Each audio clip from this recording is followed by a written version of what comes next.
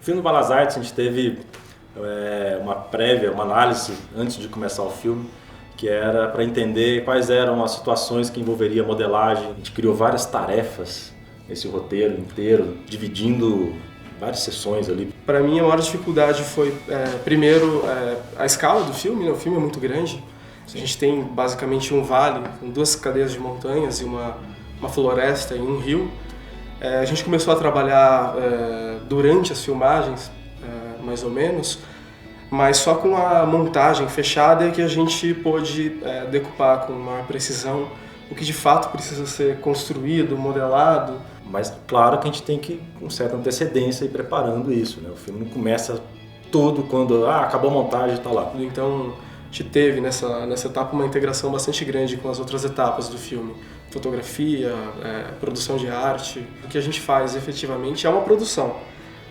Sei lá, como se fosse uma produção digital. A gente de fato precisa desenhar, layoutar como as coisas vão ser, construí-las digitalmente em 3D. A pós-produção é ainda depois disso. Porque uma vez que eles definiram tudo isso que a gente vai ter esses shots, a gente vai precisar desse cenário, desses personagens, começa o processo de modelagem e você precisa saber como que você vai construir aquilo, em que tipo de shot que aquilo vai aparecer, se ele vai aparecer um close, se é um pouco mais de longe, para saber quanto tempo você pode gastar em cada parte desse processo. E com o cenário a mesma coisa.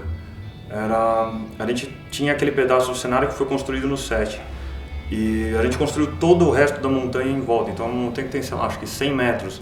A gente tinha construído o que ali, uns 15, 20 metros que era de construção. Isso, mesmo. Do cenário, de fato. O cenário filmado foi bem pequeno, então isso tinha que estender para 100 metros de altura. Então você imagina, isso é uma extensão de set. Você filma um pouquinho, o resto todo ali tem que ser feito em computação gráfica. A princípio a gente começou fazendo modelos dublês digitais que eram muito mais detalhados do que eles precisariam ser. Então a gente chegou a colocar cílio neles.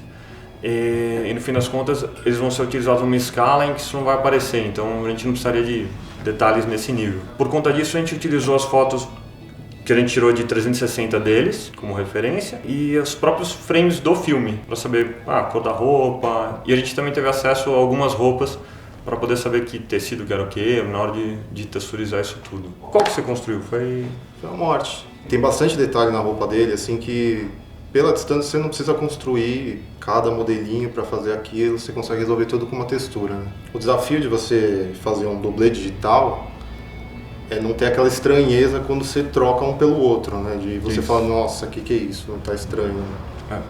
Acho que é a mesma coisa com relação ao cenário.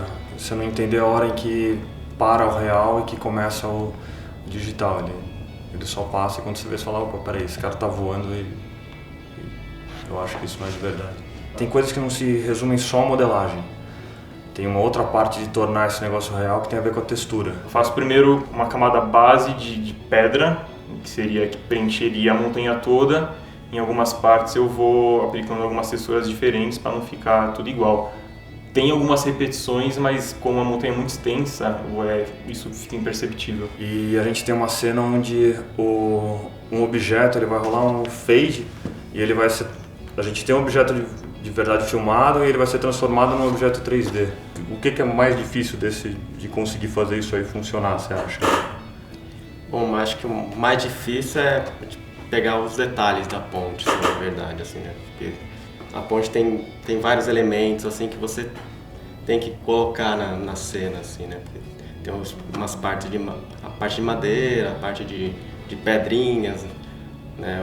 O chão também, que é uma terra assim, específica, né? Isso, você tem que dar esse detalhe no modelo também, né? O desafio maior de você reconstruir algo que já tem pronto tem que parecer muito, assim, não já trocar numa cena, vai do real pro CG e dar aquele negócio. Tem que passar despercebido, na verdade, né? Esse é o mais importante quando você replica algo real, né? Você não vê a diferença. A razão de se fazer um dublê digital, um cenário assim, no caso do dublê, é porque tem movimentos impossíveis de se fazer com o ator e que com ele a gente consegue fazer. E você consegue fazer múltiplos testes, inclusive daquilo. Você pode fazer um momento, o diretor fala, agora eu quero ver ele girando para o outro lado, agora eu quero ver ele para cima, para baixo. E você consegue aplicar alguns tipos de efeitos dentro de VFX que talvez você não conseguisse com um ator. No caso dos cenários, para às vezes não existe aquilo que você precisa filmar. Então, no caso, a gente tem uma cadeia de montanhas gigantescas, muito específica, que você não conseguiria encontrar na natureza em lugar nenhum.